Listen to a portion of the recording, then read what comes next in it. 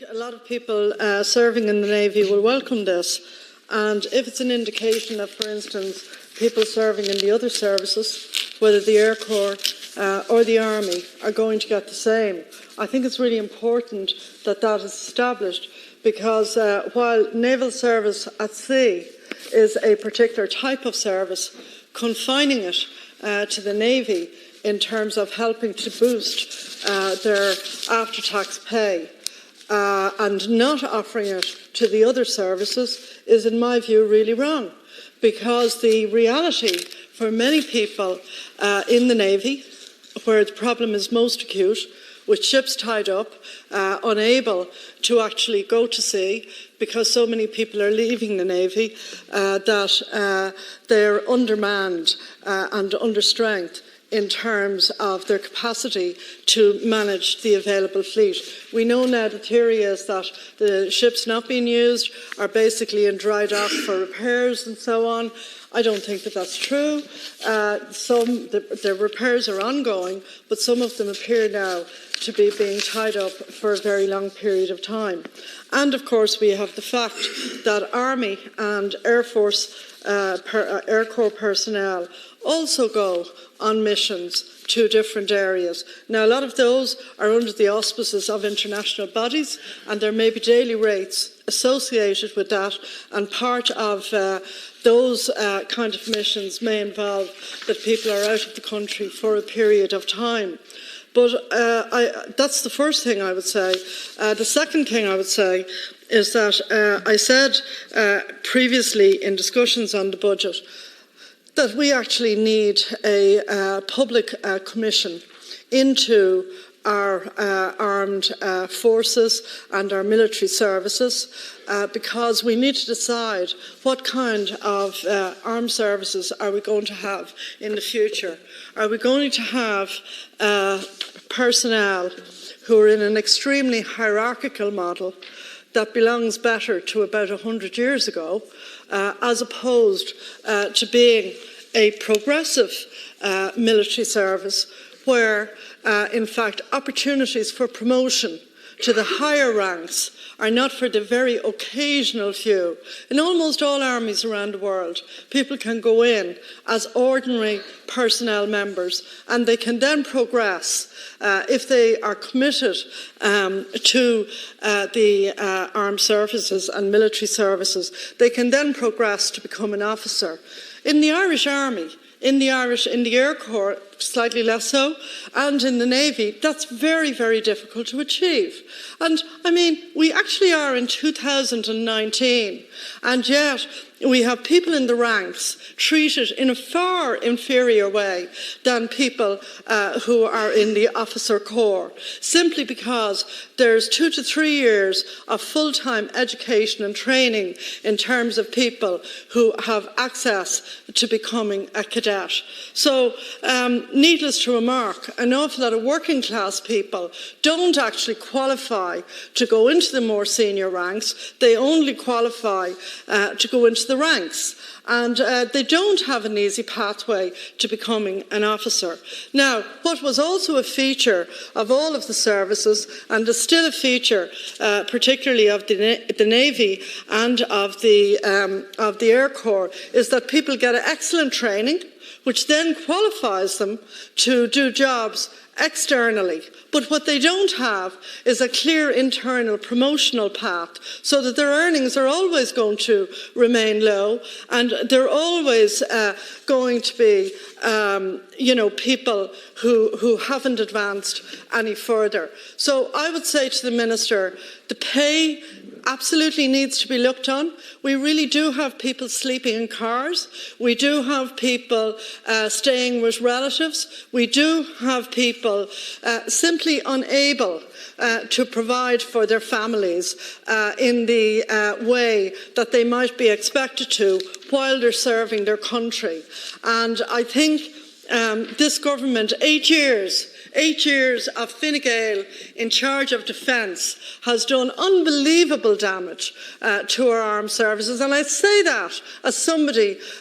where many members of my family have served in the ranks. And you guys need to wake up, and you actually need to create a modern services that is actually going to be a credit to this country. Right around Africa and in other parts of the world, I have had the opportunity to meet Irish personnel serving abroad, and they have served with great distinction and credit to this country on the various missions that they've undertaken. What I would like to see, though, is fair play for the Army, and I think the only way that Fine Gael will be able to sort out some of these issues is to have a proper commission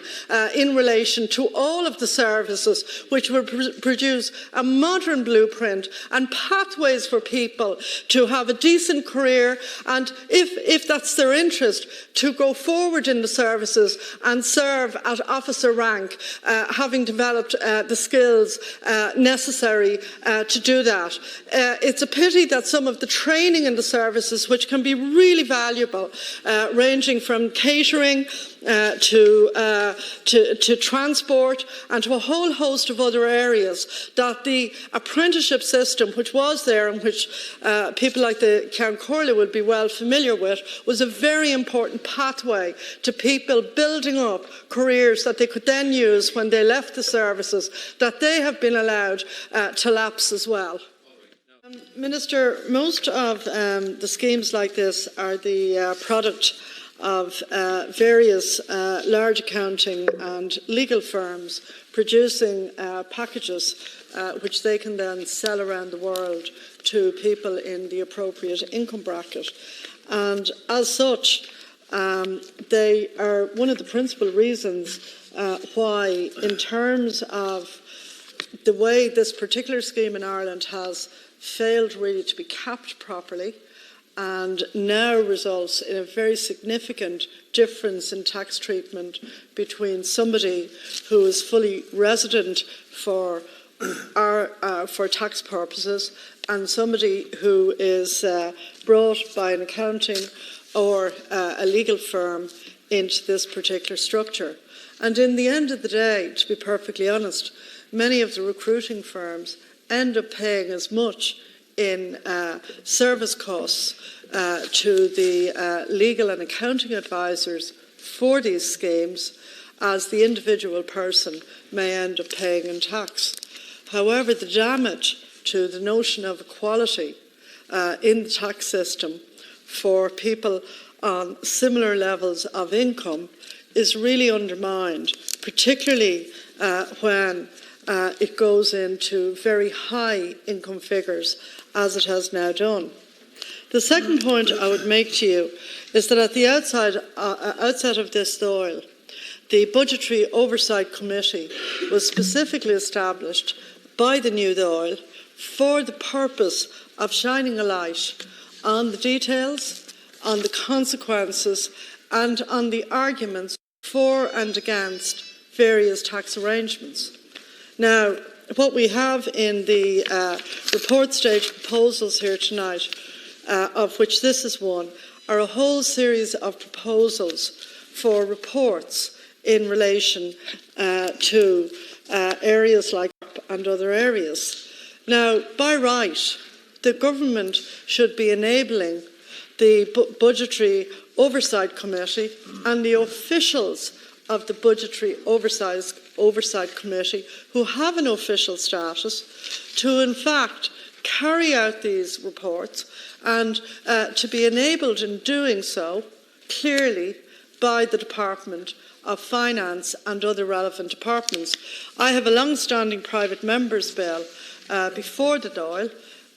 which I'd be delighted if the government were to take over, to basically establish a standing commission in relation to taxation, which would look at the outcomes, fairness, unfairness, costs in relation to various elements of the tax code, and where a development happens in the tax code, which happens regularly, that something becomes more used or costs more than was originally envisaged. There would be a permanent examination of the impact of that, both on the loss of tax to the Exchequer, meaning less money for education, less money for health, less money for people like the Army, the Navy and the Air Corps, that would be done as a matter of policy. And in fact, in a lot of jurisdictions, it is done as a matter of policy. So I would say to the Minister that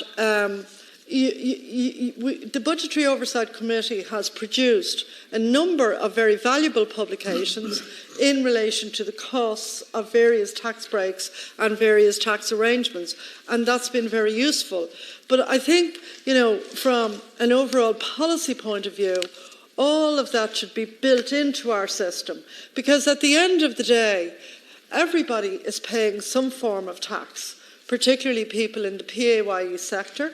and it's understandable and it's correct in terms of the politics of Ireland that it should be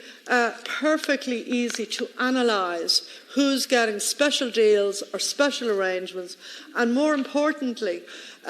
what those costs are. One can understand if somebody who's a much sought employee is moving to Ireland, get some arrangements to recognise the costs of moving and the cost of establishing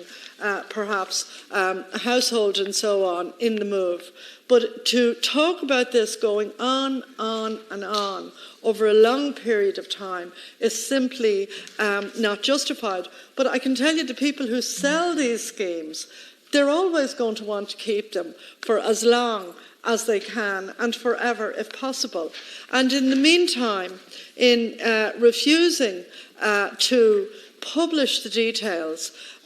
in full on an annual basis, as I said, the perfect way of doing that is through the budgetary oversight and the officials dealing with that in the Dáil, to allow them access to the information and that it would be published regularly. For instance, we once gave massive tax breaks to people who owned racehorses. We once gave massive tax breaks for all sorts of things, and over a period of time we decided that these blanket enormous tax breaks, not small tax breaks in terms of relatively modest levels of expenses, we gradually have in some cases eliminated them and in other cases reduced them. And I think there is a case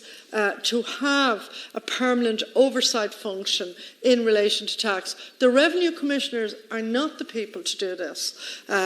because their job is largely about the collection of revenue and the establishment of the tax base. Your own department, Minister, is not the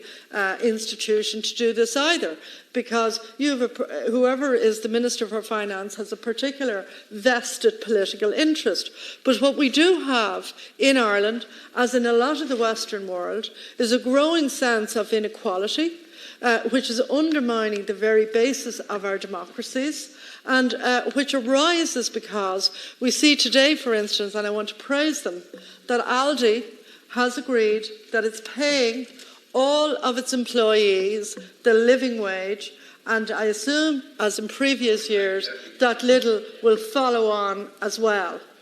But we don't see, in relation to this, any sign of a move to equalisation or to equality, and that really is why people feel so undervalued. A teacher doesn't get anything like these breaks. Time is up, Deputy. A nurse doesn't get anything like these breaks, and often they work much harder than the people who are brought to Ireland on the basis of the sale of these schemes to them by professional companies. Thank you very much, Deputy. Is any other member?